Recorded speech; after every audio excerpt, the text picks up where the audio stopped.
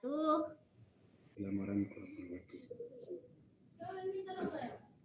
Marilah kita sama-sama membuka forum diskusi ini dengan mengucapkan basmalah. Bismillahirrahmanirrahim. Bismillahirrahmanirrahim. Adapun yang akan memaparkan materi pada hari ini yaitu Bapak Sukarni.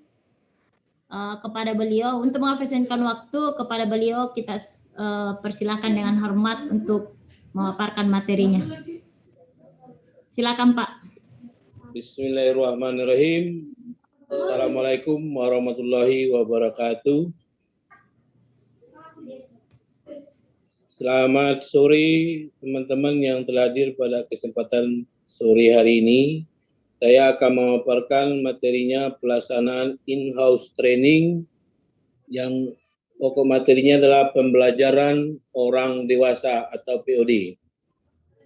Pembelajaran orang dewasa terdiri dari satu karakteristik belajar orang dewasa, pengertian dari orang dewasa, dan prinsip-prinsip pembelajaran orang dewasa. Geser dikit slide-nya Pak ke bawah. Ke bawah lagi, dikit lagi. Pengertiannya ya Pak, pengertian. Ya, pengertian pembelajaran orang dewasa. Pembelajaran orang dewasa disebut dengan andragogi. Andragogi terdiri dengan dua kata dari bahasa Yunani.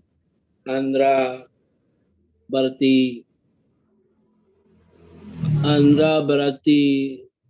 berasal dari kata Yunani. Andra berarti orang dewasa.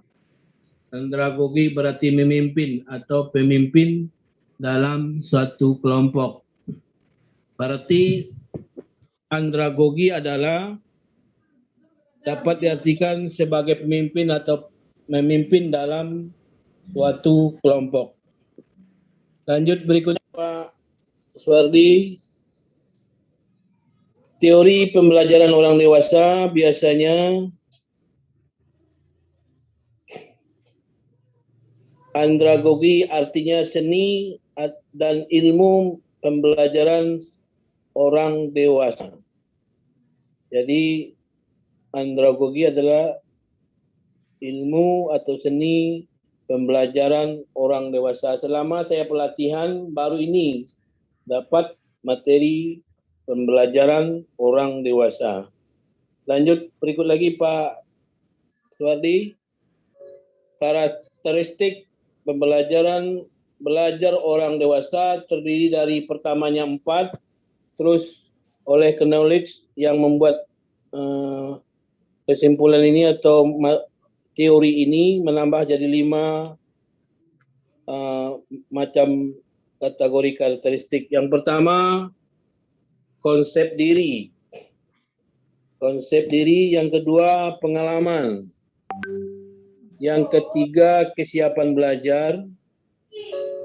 Yang keempat orientasi belajar.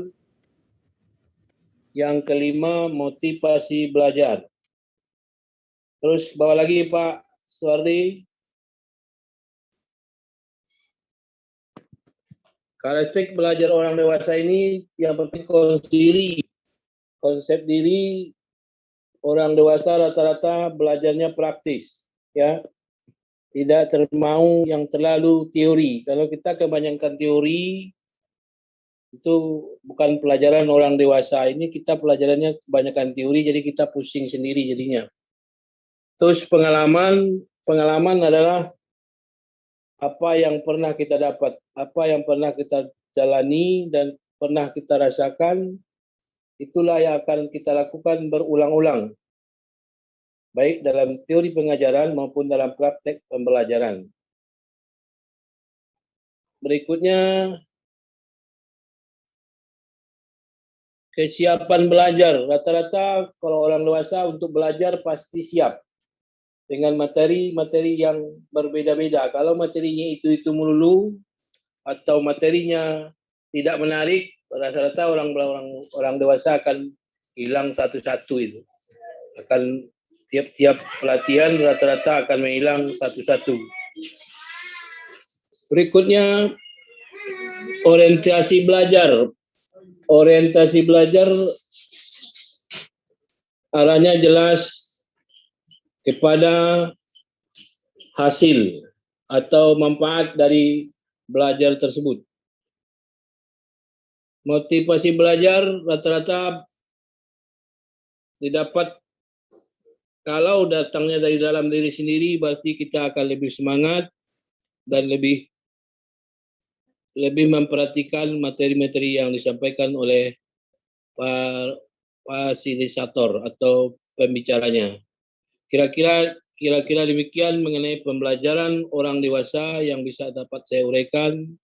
Sekian, terima kasih. Wassalamualaikum warahmatullahi wabarakatuh. Saya kembalikan ke Ibu Mela. Assalamualaikum warahmatullahi wabarakatuh. Itulah tadi pemaparan materi dari Pak Sukarni.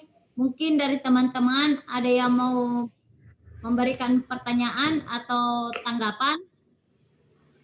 Kami persilahkan dengan hormat.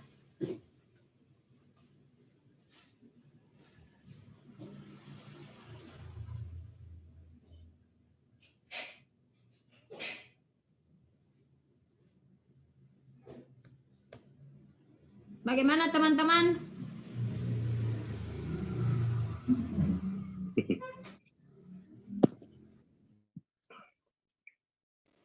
Tanya sedikit, biar panjang durasinya sedikit. Jangan tuh Jin. Pak Arman, Oke, ya, Pak saya Arman mau tanyakan. nanya. Yang saya mau tanyakan, apa perbedaannya remaja dengan dewasa? Itu saja, Pak. Ulang lagi Pak pertanyaannya.